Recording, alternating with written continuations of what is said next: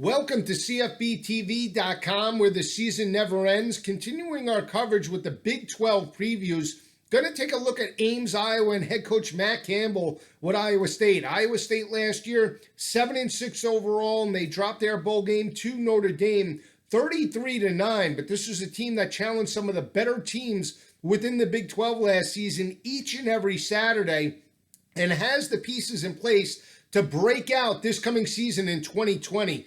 Iowa State last year won 7 games against 6 FBS opponents who had a combined overall winning percentage of only 410%, but this was a team that dropped 5 games within the Big 12 by an average margin of defeat of only 4.8 points per game. Largest defeat came in the last regular season game of the year against Kansas State, 27-17. You look at quarterback Brock Purdy, he returns for his junior season. Last year, he completed 65% of his passes, over 3,900 passing yards, 27 touchdowns, and only 9 interceptions. Iowa State ranked 5th in FBS last year, averaging 320 passing yards per game, and can have a better effort this coming season. Leading rusher Breece Hall does return. Last year as a freshman, he rushed for 897 yards, averaging 4.8 yards per carry with 9 rushing touchdowns. He also caught 23 passes out of the backfield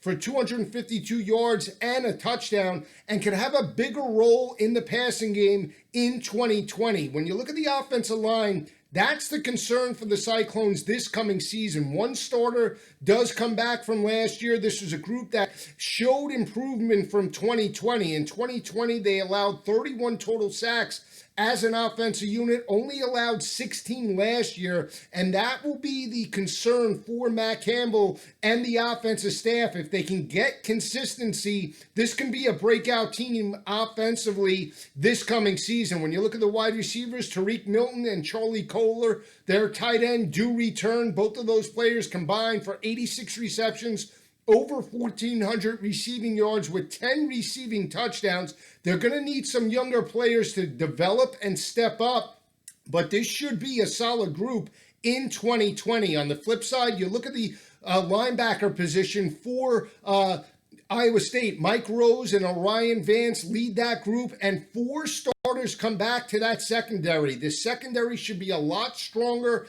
than they were last year. If they can be opportunistic in 2020, Iowa State could be a sleeper breakout team, and don't be shocked if they wind up in the Big 12 championship game.